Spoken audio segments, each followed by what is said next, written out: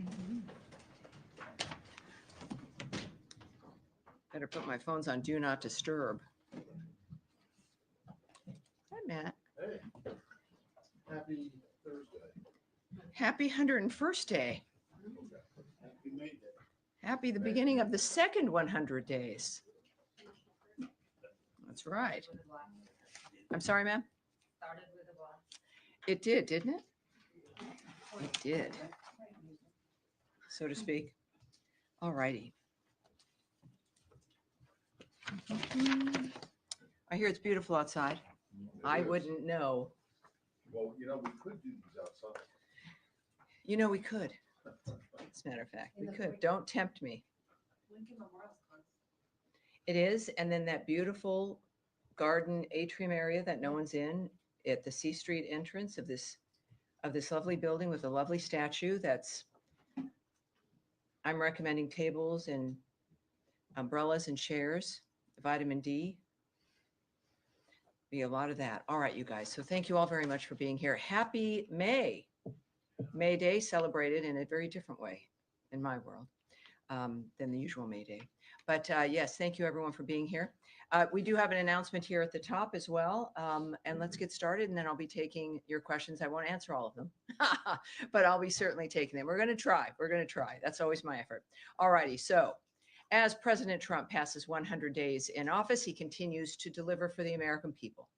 President Trump has nominated and the Senate has confirmed more key foreign policy leadership positions in his first 100 days than during the same period of any of the last 4 administrations. On Tuesday, Tillman Fertitta has been confirmed by the Senate as our new ambassador designate to Italy and San Marino. Yesterday afternoon in the Oval Office, Secretary Rubio swore in Warren Stevens as the new U.S. ambassador to the United Kingdom. Thomas Barak also took the oath of office yesterday as the new U.S. ambassador to Turkey. And David Perdue took the oath of office yesterday as ambassador to the People's Republic of China. President Trump selected each of these talented individuals as his ambassadors to advance U.S. priorities in each of those countries. Yesterday, Treasury Secretary Bessent also announced the signing of a historic agreement to establish the U.S.-Ukraine Reconstruction Investment Fund. This economic partnership marks a significant milestone in U.S.-Ukraine relations. This initiative will attract private sector investment, create jobs, develop secure supply chains, and drive economic growth, providing a solid foundation for Ukraine's recovery from the war. President Trump envisioned this partnership between the American people and the Ukrainian people to show both sides' commitment to lasting peace and prosperity in Ukraine. With that in mind, President Trump and Secretary Rubio have identified Ambassador Julie Davis to serve as the chargé d'affaires in Kyiv during this critical moment as we move toward a peace agreement to stop the bloodshed. Ambassador Davis is a distinguished career member of the Senior Foreign Service, holding the rank of Minister Counselor. With a robust background in international diplomacy, she has served in pivotal roles over the last 30 years. Ambassador Davis is currently serving as the United States Ambassador to Cyprus, a position she has held since February 2023. This moment in time is one that calls for the department's best, and Ambassador Davis is the President and Secretary's choice. Also, a quick point of personal privilege. In 100 days, I and the spokesperson's office have had 100 press engagements. This is on top of the secretary's unprecedented transparency in interviews, gaggles, and other press.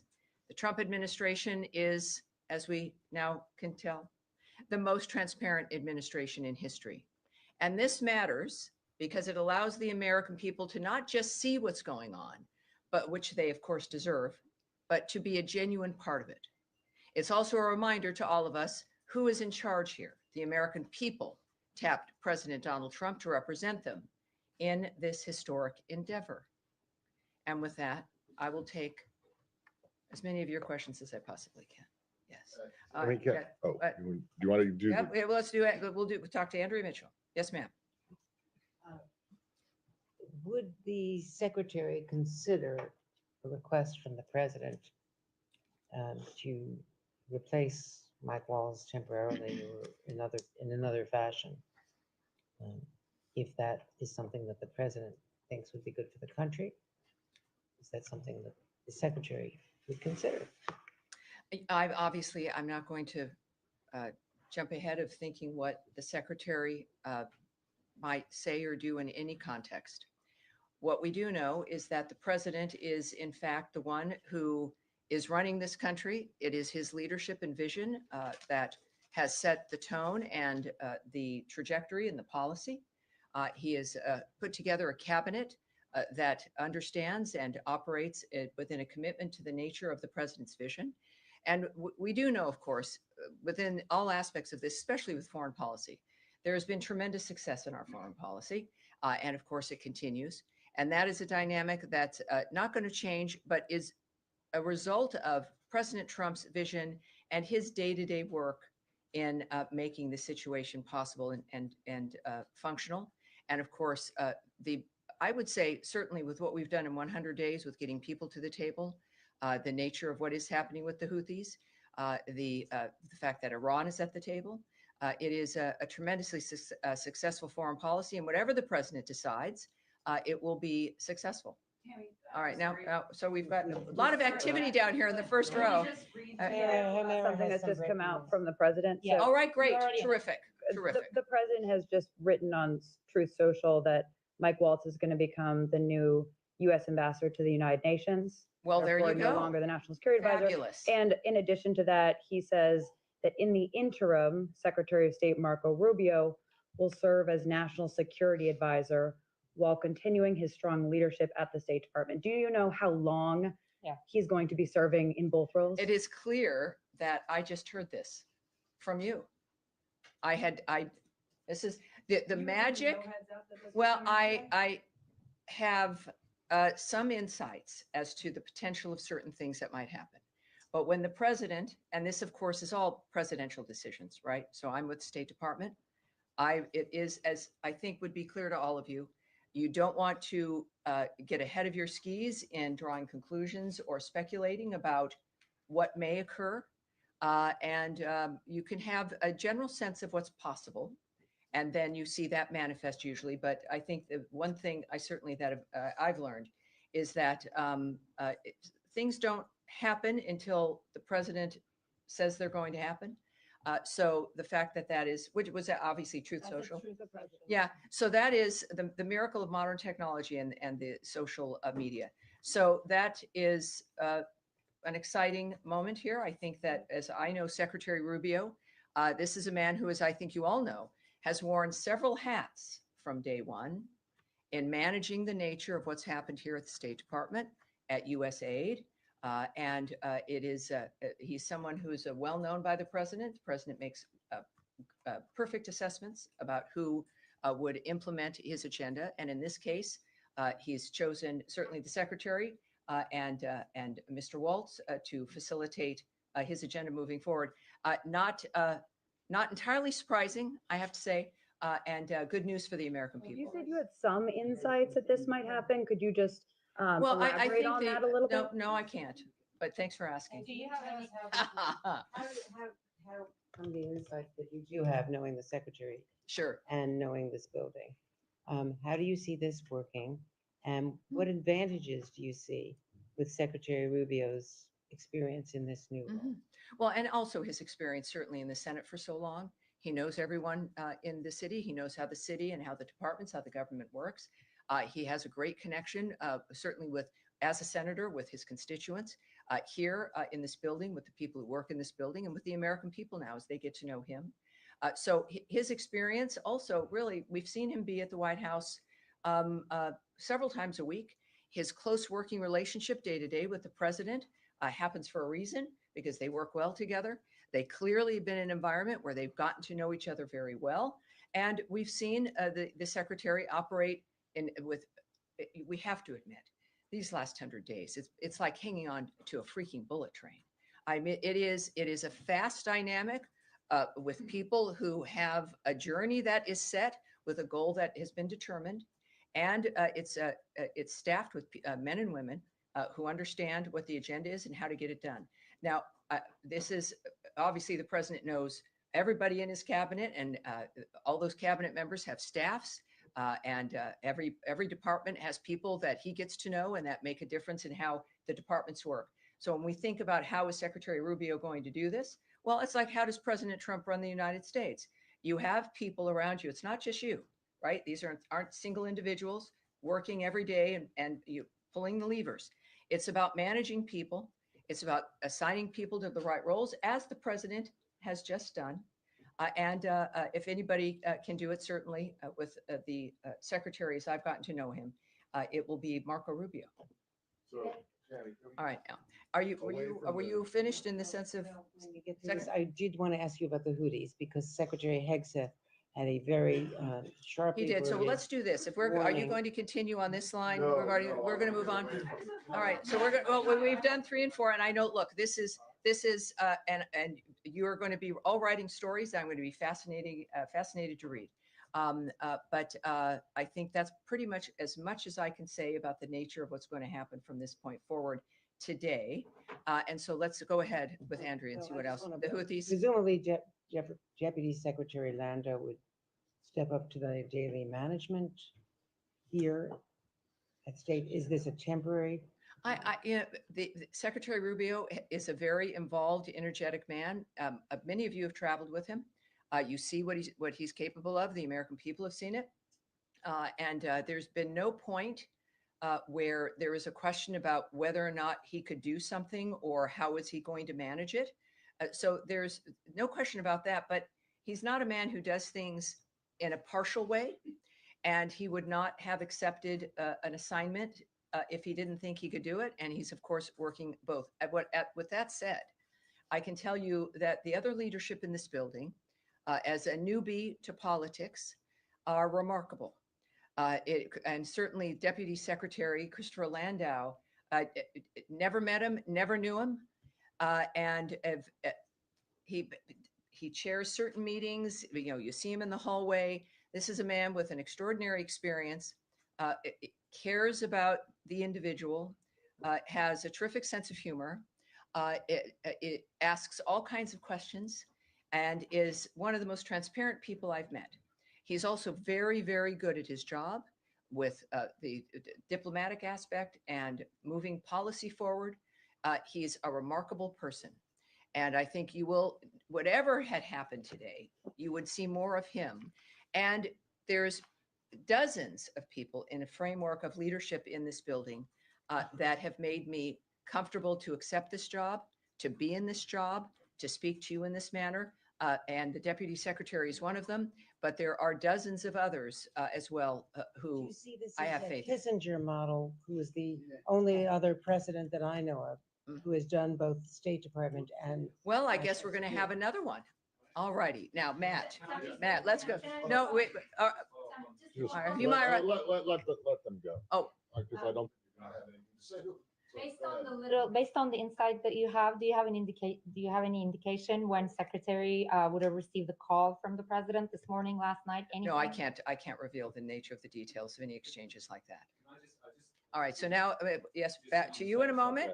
Matt you're not ready? He's relaxing at this point.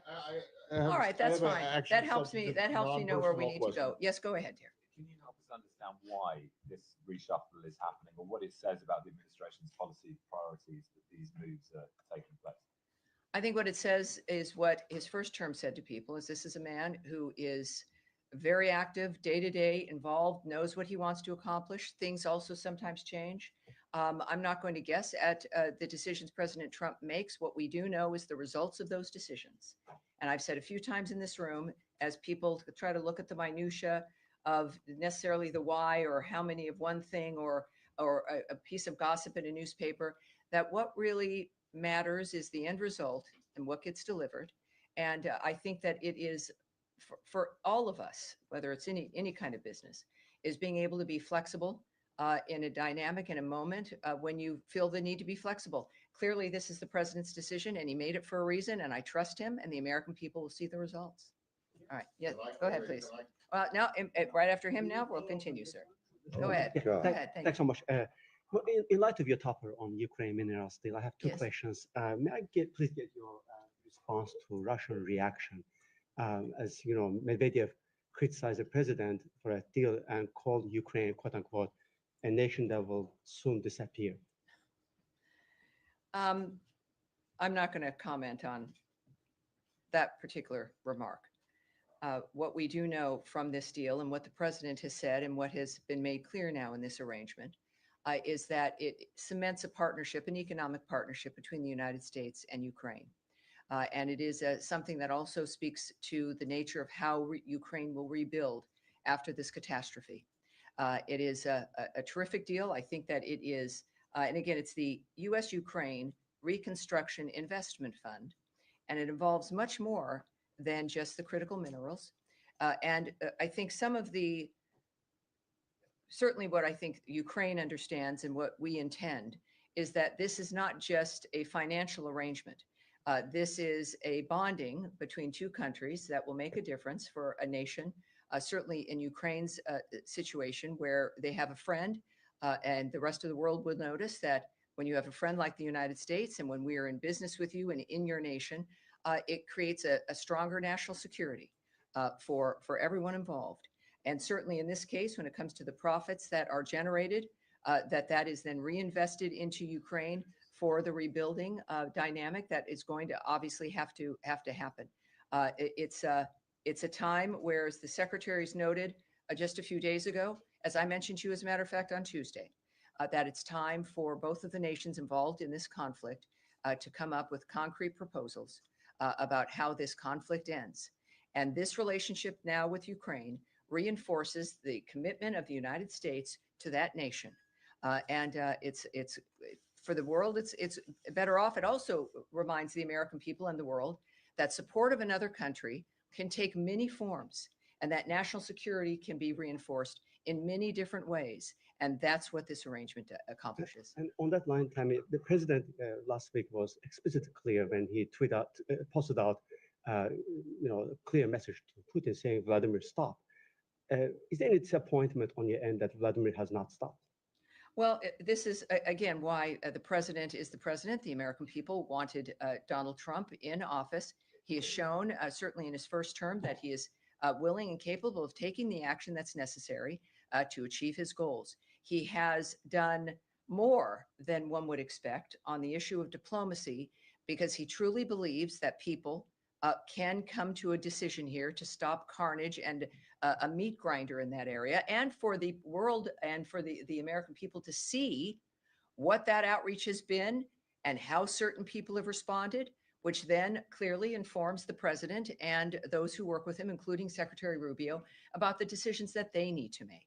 So I think that it's certainly the secretary has been clear that we are watching Putin's actions, right? Not his words. And in the process, he's refined a very specific timeline. Weeks ago, it was weeks. A few days ago, it was days, that this would be a pivotal week. And look at that, it has been. All right. Yes, yes, sir. Thank you very much, Tammy. Last week, I had the opportunity to attend the Kurdistan National Prayer Breakfast in Erbil, which was attended by 800 guests from around the world, particularly from the US. My question is, what is your view of such an event and of religion's freedom in the Kurdistan more broadly? I have many opinions about that, which I can't speak about here, of course, at this podium. So on the issue of the event, if we want some answers and some commentary from the State Department, we'll send that away for you. But we'll take it from there. Here we go. Sean? Sure. Thanks. Two topics. India, Pakistan. Yeah. The secretary made calls yesterday to the Indian External Affairs Minister and the Pakistani Prime Minister. I know you issued readouts of that, but what's your take on how things have gone since then? Were there asks of the two sides? Do you think his calls for de-escalation have been taken to heart? Again, the details of what has transpired in those conversations, spoke with the foreign ministers of both countries, of course, but we've also spoken to not just the secretary, but there's been communication at all levels in that regard. And there is a few more things, though, that I do have for you, and I want to make sure I get to them as we watch this unfold. It's not unfamiliar to us regarding the region. Obviously, it does continue to evolve, right? That's something we've all seen. We are monitoring closely. Yesterday, for those of you who were unaware of this, the Secretary spoke with Indian External Affairs Minister Jay Shankar and Pakistani Prime Minister Sharif. As the President articulated to Prime Minister Modi last week, the United States stands strong with India against terrorism, and Prime Minister Modi has our full support. The Secretary encouraged both countries to work toward a responsible solution that maintains long-term, I should say, let me correct that, a responsible resolution that maintains long-term peace and regional stability in South Asia. We continue to be in touch with the governments of both countries, as I mentioned, at multiple levels. And that's what I have for you in the sense of the general overview after those phone calls. You want to follow up on that? And we have, I see all of you. We'll continue. We'll continue. But just to follow up, and I said that there's been since then. I mean, the calls to de-escalate. Do you think those are being heeded? And are there particular asks, particularly of the Pakistani side? I know that all I can say is that, and what has been conveyed here is that there's constant involvement. This government is in constant communication. We are asking for a responsible resolution from both parties. And beyond that, there's nothing I can give you any other details. But we're involved. All right, now you had some other. All right, back right there. Thank you, Tammy. Two questions, one on Syria and the other one on Iran. I'm sorry, please, one at a time, please. Syria and Iraq. Yeah. Iran or Iraq, please. Yeah. All right, now, please, let's not, I know there's a lot of, this is a room where many of you are reporting for certain regions and for certain countries. There is a lot of passionate things going on. These are existential issues. I'm in a position where I think many of you know me to some degree, where the decorum has to be maintained for us to be able to have these kinds of conversations. And I want all of you to be in here. And I want all of us, as much as we can, to speak about these issues. So please be patient. And sometimes people leave here unsatisfied. Other people leave here early because they're unsatisfied early on. But we are doing our best, and I'm representing an entity that is working constantly on the issues you all care about, and that everyone watching around the world cares about. So let's proceed here. Yes, sir. No, let's not continue with the interruptions.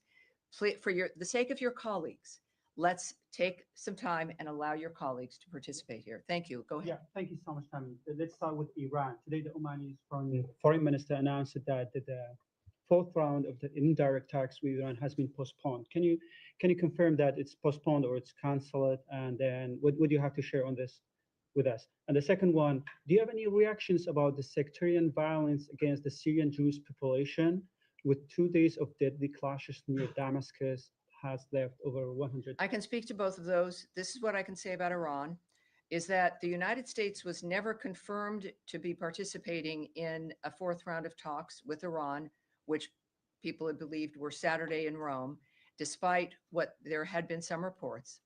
The timing and the venue had yet to be confirmed. I think, again, I would say this is a fluid situation, and I'm obviously saying things to you that are somewhat indistinct, but we expect another round of talks that will take place in the near future. So those details, that's what I have here, is that's what I can tell you. And we aren't, though, going, of course, as you might imagine, going to get into the details of any of the negotiations themselves. And that was about, of course, the sectarian violence in Syria. Yes. So let's get to this here. As we always are in these regions, we're closely monitoring, so we're aware of this, to say the least, including the recent violence against members of the Druze community. So that we are watching that for sure. We urge the interim authorities to hold perpetrators of violence and civilian harm accountable for their actions and ensure the security of all Syrians, every single one of them. And it is, that's all I can say. That's all I can say on that. All right. All right. All right. Go. Yes, sir. Thank you, Tammy. Two questions for you. Number one, Trump administration, first term and second term, is a foundational part of foreign policy. We'll talk to anybody, whether inviting the Taliban to Camp David or King Jong-un or Putin or whoever. It's no secret the Syrians are here in the States for talks with a lot of people. Why is the Trump admin kind of tiptoeing around the subject of meeting with the Syrians this week? I don't think it's about tiptoeing. I think it's about what's appropriate. I can tell you that Department of State officials met on April 29th with the Syrian interim authorities in New York. But just like any meeting with anyone, we're not going to tell you the details of that. As a general matter, some of you might not know, but we don't comment on private diplomatic conversations. That would kind of ruin the point of them. We continue, though, we can tell you, to urge the interim authorities to choose policies that reinforce stability for Syria's citizens, assure peace with Syria's neighbors, develop Syria's economy, and result in good faith cooperation with the international community.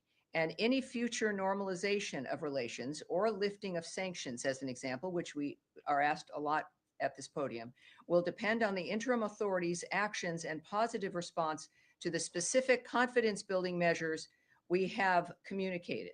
And those are that they should fully renounce and suppress terrorism, exclude and remove foreign terrorist fighters from any official roles, prevent Iran and its proxies from exploiting Syrian territory, continue taking steps to verifiably destroy Assad's chemical weapons, assist in the recovery of U.S. and other citizens who have been disappeared in Syria, and ensure the security and freedoms of Syria's religious and ethnic minorities. I appreciate you That's it. confirming the meeting. Thank you. Humira, yes. Thank you, Tammy. I actually have a follow-up on that. So Okay. those were the demands that U.S. basically sent to the Syrian interim authorities. And then they sent back in writing a response saying, we have done some of these things, and then we're working on other things. So what is the U.S. assessment at the moment on Syrian interim authorities' progress? And was there any, because they want a clear roadmap for permanent sanctions relief. Was that somehow like discussed in that meeting? And did you guys give them a clear timeline on when that would happen? Obviously, I can't tell you that, but you got to ask. I understand that. Look, I think we can all determine what the framework is and if it has been met when there's action. So I don't want to, I can't say what I was just going to say. Because it was, no, I know I could, but I won't, I shouldn't. And so there's things you can do, and then there's things you should do. So it does sound but like no. the U.S. is not that satisfied yet with Do what they've not done. draw conclusions, Okay. which sometimes people tend to do. My point is that if you're wondering, when our requirements, of which I've detailed some of, are met, you will see action from this government. If there is no action from this government, we would have to presume that that's, that certain things haven't been met yet. As far as to what was discussed in New York, that can't be discussed. I certainly have not been told what the details are of that particular meeting. And if I was, even though you're wonderful, I would not share it with you. I'm sorry. All right. Yes, sir. Yes, sir. Yes. No. But yes, in the white shirt. Yes, sir. I'll move to Gaza if you don't mind. Of course, please. Sure. Certainly. For 2 months now, there have been a blockade of Gaza, that no aid is coming in from the Israelis. There are so many reasons for that, I understand. But the president a few days ago said that food and medicine should enter Gaza. Yes, he did. He said more than that even. Yeah. But the Israelis are not, doesn't seem that they are listening yet. I mean, food is still not there. There's a lot of signs inside Gaza, according to a lot of international organizations, a sign of famine growing in Gaza. Fear of famine is growing in Gaza. What the administration is doing more to push or pressure the Israelis to allow? Well, obviously at this point, we've, as I've noted, we've always, we've have a policy. We want the aid to resume. We want humanitarian supplies and assistance to resume, as long as it can be safely moved in and there's no looting and if people aren't getting mugged and it's not being stolen. And I mean, there are some standards about when you're going to send somebody into essentially a war zone. And I don't think that's a very high bar. At the same time, what are we doing? Well, the President of the United States is engaging in this as well. We have wonderful envoys, people who have changed the world and saved people's lives and get the impossible done. And then you have Donald Trump, who said in more detail, I have it for you here. He said regarding Gaza, we've got to be good to Gaza. These people are suffering. There is a very big need for medicine, food, and we are taking care of it. How that is manifesting, and we talked about this a little bit on Tuesday, I can't give you those details. But when the President of the United States is describing and effectively announcing that action is being taken, and especially this president, that is happening. The details of which I can't share with you. I know that, of course, we stand with Israel. They are one of our greatest allies. Our relationship with them is excellent, and we work with them and support them in what their needs are. But in this case, I think we have the best answer regarding the attitude of the United States, and that comes from President Trump. Yes, sir. Behind you, sir. Behind you, sir. Yes, behind you, sir. Sir, sorry, this is not going to. No, Saeed. We will. Please. I've never had to do it, Saeed. I've never had to do it, and I will do it, Saeed. There are many other people here, obviously many also who have concerns about the same city or have different kinds of questions and want the same kinds of answers. This is not the fifth grade. This is the State Department of the United States. You're here.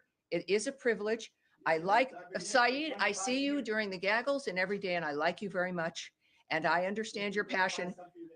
But you are not directing this conversation or this room. Thank you. Yes, sir. Please go. Do you believe that the recent mineral deal with Ukraine sends a clear message to those who have accused President Trump of being sympathetic to Russia? Yeah, I think that there's a lot of media that goes on when you're dealing with issues of negotiations. The answer, of course, is not to not speak to people. And that was the idea and the theory for the last administration, where Russia wasn't spoken to for at least 3 years. And so even a lot of heat of the idea of speaking to Putin. There was a lot of heat when he went to visit Kim Jong-un. But Secretary Rubio is very similar when it comes to what President Trump's view is that people have to be spoken with face to face, one-on-one. That diplomacy is about human beings making arrangements, talking about things, finding a common ground. And you really, in all honesty, I know we got used to a lot of like non-human contact during COVID, and that is one of the biggest disasters to hit humanity that we can imagine that was enforced on us. So it is now clear that there is a commitment and an understanding of the importance of this kind of diplomacy. So I'm not going to guess at the nature of what President Trump and Putin might discuss. I do know that President Trump is doing it for a reason, and that is to accomplish an end to bloodshed and massacres. It's, when you think about it, it's something that has to happen. That is what has always driven him. And with Ukraine, the same situation. You have the president of that country in your house in the Oval Office. You're supposed to have signed this deal that day when President Zelensky decided that was just not going to happen, I guess. And yet it didn't end the relationship. They meet in Rome. They sit down with each other. And then this happens again. We know this is important to all of us and to those men and the women as well involved in these negotiations. But it is something that is with a goal to solve something.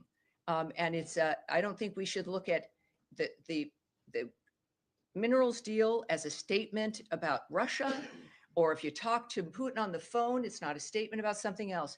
Trump has been very clear about his mission, and that is how we should look at through that lens. All right, yes, Andrea, again. Just a quick follow-up on that. The president did indicate on his way back from the Vatican that he would consider secondary sanctions if Russia kept He did. bombing. Russia has kept bombing, hasn't agreed to the ceasefire, and he's now apparently agreed to secondary sanctions on Iran, on people who do oil business with Iran.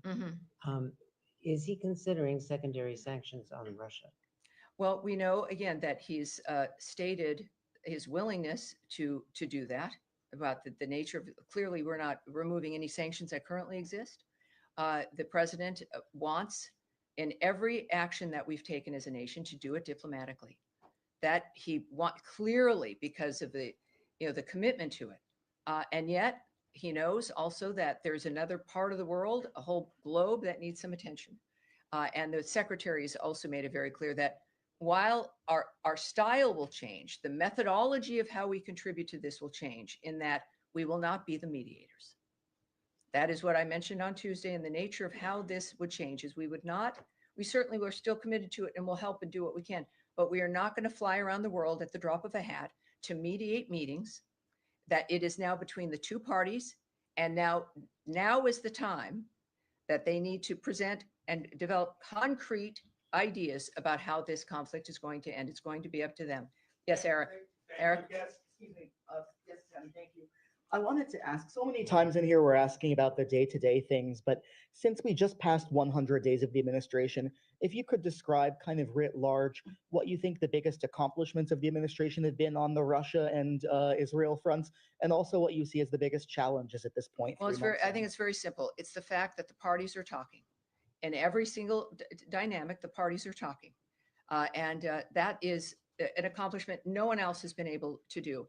I think this reinvestment fund, this deal that has just been signed, is so critical in that it is going to be generational, and it will make the difference for Ukraine at every stage and provides a kind of national security that nothing else really could when it comes to the way the world views Ukraine. So I think getting them to the table, changing the idea of the world of what's possible, and this critical minerals deal are three really very big things. Challenges. All right, Saeed, would you like to say something, sir? Thanks for your patience. Thank you very kindly. I just wanted to follow up Yes, sir. for you to clarify. Yes, sir. You said that aid was not going in because of security issues that they No, could I have said provided. that we want the aid to go in I and understand. support humanitarian aid Right. as long as Right. there are guarantees Right. regarding looting and safety and all. I think that's reasonable. Okay, yeah, I understand. I Yes. just want you to confirm that that is the reason. Well, I'm as to not saying, why- no, I'm describing our standard. Right, I'm I not giving understand. you a reason for something, Right, sir. because in the past, when the war was full scale, let's say before the ceasefire, aid was still going in, and security was provided for the aid to be distributed properly and so on. So there is basically, like a pattern for that. There is There's system ways, and there's agenda for ways. that. Yeah, Yes. that's all I wanted. I'm sorry if I seem to. Well, no, interrupt you, no, but no, I this is appreciate just a that. Thank follow-up. you. Yeah. But it's important to know that I will manage the room Yes, absolutely. in any way that I need to. And I really don't break my heart for needing to do it in a way that I'd prefer not No, to. no, In the back, sir. Yes. Yes, sir. Yes, you. There are 9 wrongfully detained U.S. citizens in Venezuela.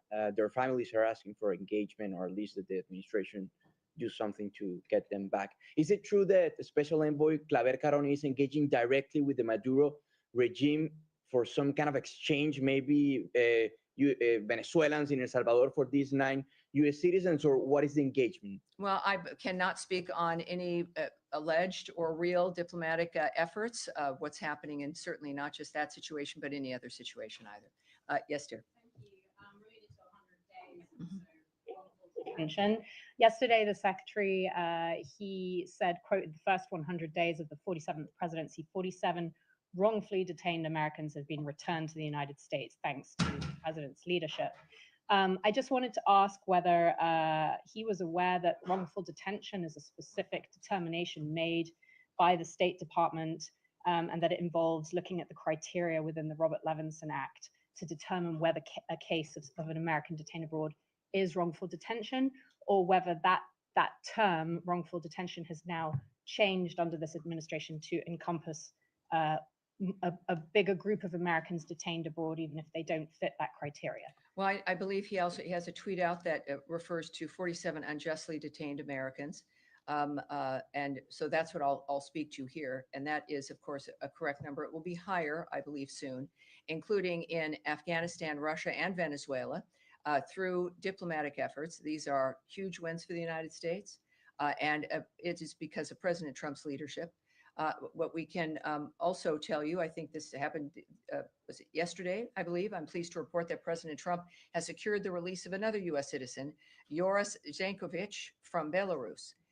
Since President Trump took office, he was released on April 30th and returned to the United States.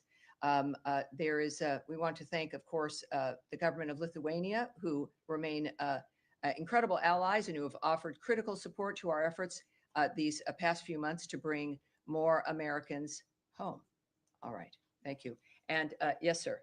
A follow-up on Iran. The Iranian foreign minister just tweeted that together with the Omani and U.S. interlocutors, we have decided to postpone the fourth round of talks for logistical and technical reasons. Can you confirm that the reason was logistical? Well, I can't confirm the details, or nor would I speak to what someone in Iran might tweet, no matter their position.